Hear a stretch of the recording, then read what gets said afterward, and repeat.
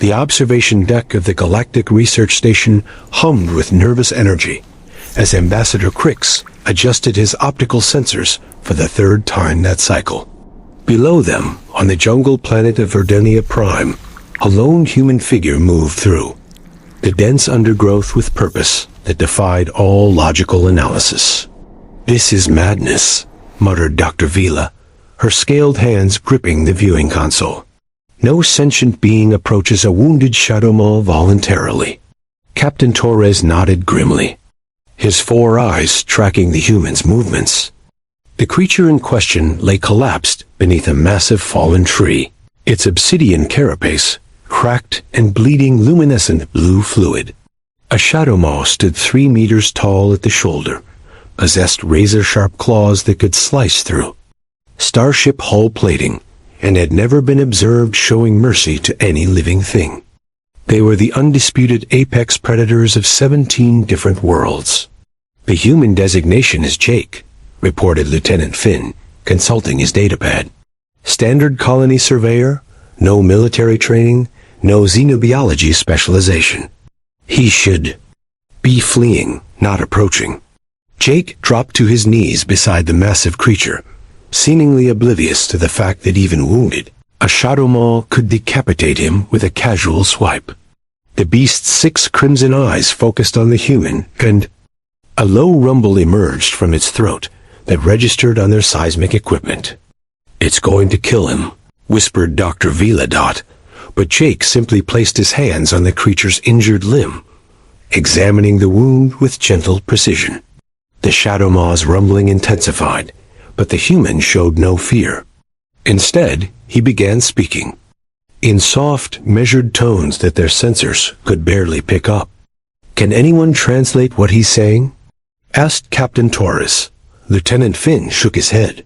"Standard human common, but the words make no logical sense. He's telling it that everything will be fine, that he's going to help, that it's a good creature." Ambassador Crix leaned forward, fascinated despite his growing alarm. Humans had been part of the Galactic Federation for barely 2 standard years, and their behavior patterns continued to baffle xenopsychologists across 12 sectors. This particular display was beyond any documented human behavioral norm. Jake pulled a medical kit from his pack and began cleaning the wound with antiseptic solutions. The Shadow Maw could have easily crushed his skull, yet it remained perfectly still, watching the human work with what could only be described as curious patience. "The creature is allowing this," observed Dr. Vila, her voice filled with scientific wonder. "A Shadow Maw is permitting a potential prey item to touch its injury." The human worked for nearly 2 hours, carefully extracting debris from the wound, applying healing gel, and wrapping the damaged limb with synthetic bandages. Throughout the entire process, he maintained a steady stream of what appeared to be comforting words, as if speaking to a frightened pet rather than a legendary killing machine. When Jake finished, he sat back on his heels and offered the creature water from his own supplies. The Shadow Maw extended its massive head and drank carefully from the human's cupped hands. "Impossible," breathed Captain Torres. "That level of trust, ... We've never documented anything like this." The truly remarkable events began when Jake prepared to leave. As he packed his medical supplies, the Shadow Maw struggled to its feet, testing its bandaged limb. The human steadied the creature, providing support as it regained its balance. Then the Shadow Maw did something that would challenge everything the assembled scientists thought they knew about apex predator behavior. It lowered its head and gently pressed its snout against Jake's chest in what could only be interpreted as gratitude. Jake smiled and scratched behind one of the creature's dorsal spines. The Shadow Maw's rumbling took on a different quality, almost like the purring of some massive, deadly cat. "Record everything," ordered Ambassador Crix. "The Xenobiology Department will never believe this without complete documentation." As Jake began walking back toward the research station, the Shadow Maw followed. Not hunting, not stalking, but walking alongside the human like a domestic companion. The creature's movements showed clear deference to Jake's slower pace, and it positioned itself between the human and potential threats from the surrounding jungle.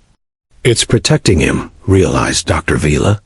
The Shadow Maw is actively protecting the human. The pair made their way through terrain that should have been deadly for any lone human. When a pack of razor wings descended from the canopy, the Shadow Maw released a roar that sent the smaller predators fleeing in terror. When Jake stumbled crossing a rocky stream, the creature's tail provided steady support. By the time they reached the station's perimeter, word had spread throughout the research facility. Every available scientist and support staff had gathered at the observation posts to witness the impossible sight. Jake approached the main entrance with his unlikely companion beside him. The Shadow Maw's presence triggered every security alarm the station possessed, but the human simply placed a calming hand on the creature's flank and spoke to it in those same gentle tones. "Sir," Lieutenant Finn addressed Ambassador Crix urgently, "protocol requires we deny entry to any Class A predator. The safety regulations are explicit." Ambassador Crix studied the scene below. The human was now sharing his rations with the Shadow Maw, breaking off pieces of nutrition bars and offering them to the massive creature, who accepted each morsel with careful delicacy. "Override the protocols," the ambassador decided. "We need to understand this phenomenon." Dr. Vila activated the station's external communications array. "Jake, this is Dr. Vila from the research station. Can you explain what happened down there?" Jake looked up at the observation deck and waved. "Hey there, Doc. Found this big guy trapped under a tree. Figured he needed some help." "You realize that creature is capable of killing you without effort? Max here?" Jake patted the Shadow Maw's armored shoulder. "Nah, he's just scared and hurt. Aren't you, boy?" The scientists exchanged bewildered glances. The human had named the apex predator Max and was treating it like a beloved companion animal. "Jake," Dr. Vila continued carefully, "Shadow Maws don't typically form social bonds with other species. Maybe nobody ever tried being nice to one before." Jake replied with a shrug. "Max is pretty smart. He knows I helped him out." As if responding to his name, the Shadow Maw turned its massive head toward the communications array and released a series of complex vocalizations that their translation software couldn't parse. "It's trying to communicate," whispered Lieutenant Finn. Over the following days, Jake and Max became the most studied pair in the research station's history. The human continued treating the creature with the same casual affection he might show a dog, while the Shadow Maw remained constantly at his side, displaying protective behaviors that defied every established xenobiological principle.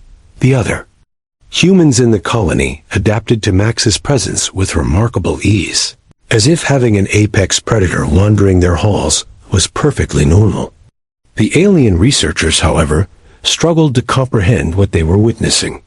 "The implications are staggering," Ambassador Crix reported to Galactic Command.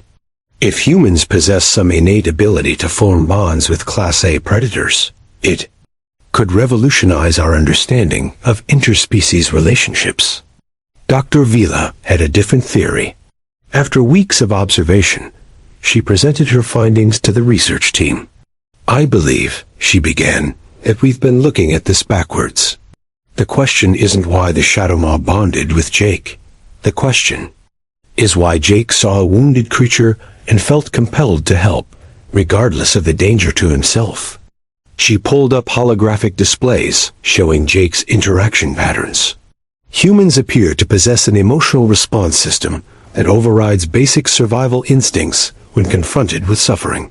They call it compassion, and it seems to be universal among their species. Captain Torres studied the data. "You're suggesting that compassion is a defining characteristic of human behavior?" "More than that," Dr. Vela replied. "I'm suggesting it's their greatest strength." Jake didn't calculate risk versus reward. He simply saw a creature in pain and acted to alleviate that suffering. The Shadow Maw responded to that genuine care. As if to prove her point, Jake appeared in the corridor outside their meeting room, with Max padding silently beside him. The human was teaching the massive predator to navigate the station's doorways without damaging the walls. "Good boy, Max," Jake praised as the creature carefully maneuvered through the entrance. "See? Just like we practiced." Ambassador Crix watched this impossible scene and finally understood. Humans didn't see apex predators or Class A threats. They saw individuals capable of pain, fear, and gratitude. They saw beings worthy of compassion.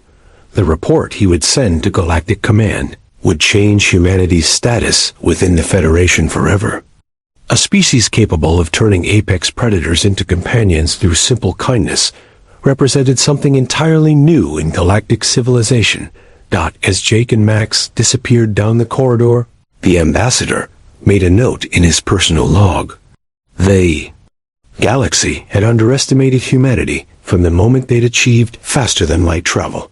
Their technology wasn't revolutionary, their military wasn't overwhelming, and their intellect wasn't superior to established species, but their capacity for compassion, he realized, might be the most powerful force the galaxy had ever encountered.